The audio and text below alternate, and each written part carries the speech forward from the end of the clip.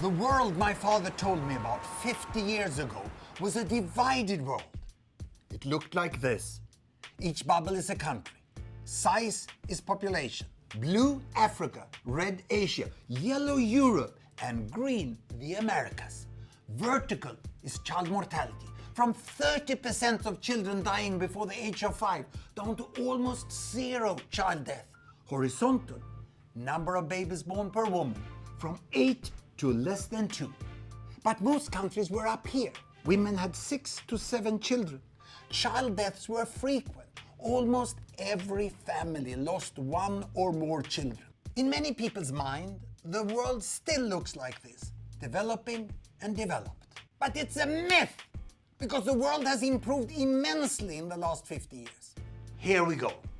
Year by year, child mortality fell in almost all countries, and as child mortality fell, women chose to have fewer and fewer babies, and that enabled them to invest more time and resources in each child. By 1990, some of the so-called developing countries had already made it down here. Some were in between, and a few remained up here with very high child mortality.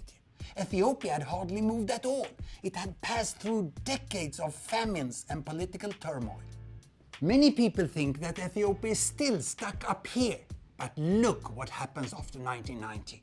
With improved access to health service in rural areas and well-spent aid, child mortality falls dramatically in Ethiopia. And with better access to family planning, women choose to have fewer and fewer babies.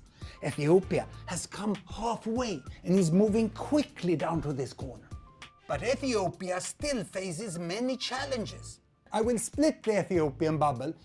The capital, Addis Ababa, is already down here. But the remote Somali region of Ethiopia still have high child mortality. But most of the regions, 90% of the population, are centered around the average. Most people think that the problems in Africa are unsolvable. But if the poorest countries can just follow the path of Ethiopia, it's fully possible that the world will look like this in 2030. Then there will be no countries left in the box we once called the developing world. But to ensure that that happens, we must measure the progress of countries. It's only by measuring we can cross the river of myths.